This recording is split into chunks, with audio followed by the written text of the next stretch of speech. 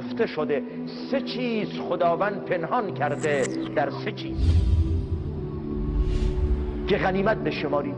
رضایت خدا و خوشنودی الله در لابلای طاعات و بندگی ما پنهان است. یعنی ما نمیدونیم در کدوم طاعت رضایت بیشتره.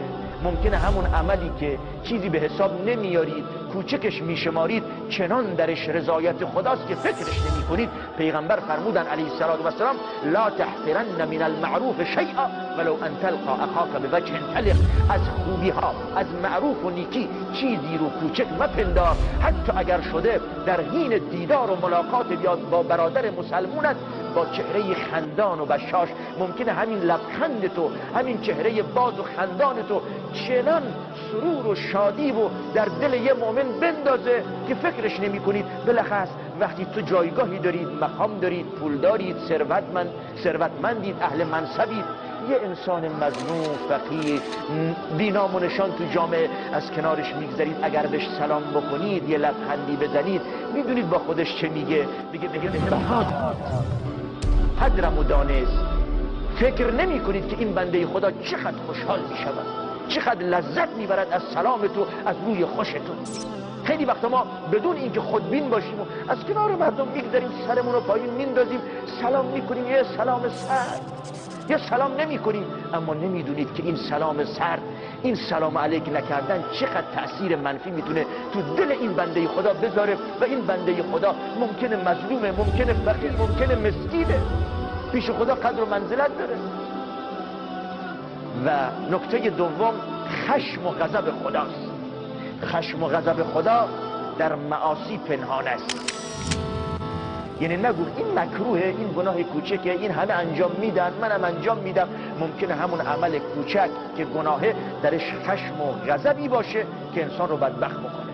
ایاکم و محقرات الذنوب، بر حذر باشید از گناههای کوچک. نگو چون گناههای کوچک ممکنه یه وقت به نحوی همون گناه کوچک تو رو هلاک بکند. و مورد سوم گفته شده که محبت خدا و دوستی خدا نسبت به بندگانش پنهان است. ما نمیدونیم که خدا کدوم بنده اش رو بیشتر دوست داره. ما نمیدونیم.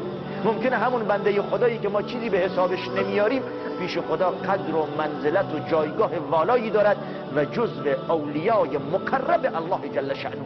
ما که نمیدونیم، خبر از اسرار مردم نداریم، خبر از دل و باطن مردم نداریم، خبر از نهانها و خلوتها نداریم. لذا به همه احترام میگذاریم، به همه سلام میکنیم، به همه روی خوش نشون میدیم که ممکنه از لابلای همین افراد یه سری افرادی باشن که جزو اولیای هستند، که وقتی دلشون رو شاد میکنید دل ولی خدا و دوست خدا رو دارید شاد میکنید. لذا پرهیز بکنید از ناراحت کردن مردم و بندگان خدا. بالاخص به ظاهر نگاه نکنید و به ظاهر قضاوت نکنید، حتی اگر به ظاهر فرد نه تنها از نظر چهره او و لباس او و موقعیت اجتماعی، بلکه از نظر رفتار و اخلاق و دینداریش چیزی به حساب نمیارید، تحقیرش نکن که ممکنه انسان مغرور بشود، بچرکن نماز و عبادت خودش و دیگران رو به حساب نیاره. همون بنده خدا که به ظاهر از نظر عبادی و دینی و ایمانی حسابش نمی کنید، ممکن است چنان تقوای خدا، محبت خدا، خشیت خدا دارد که من و تو نداریم. خبر نداریم از دل مردم.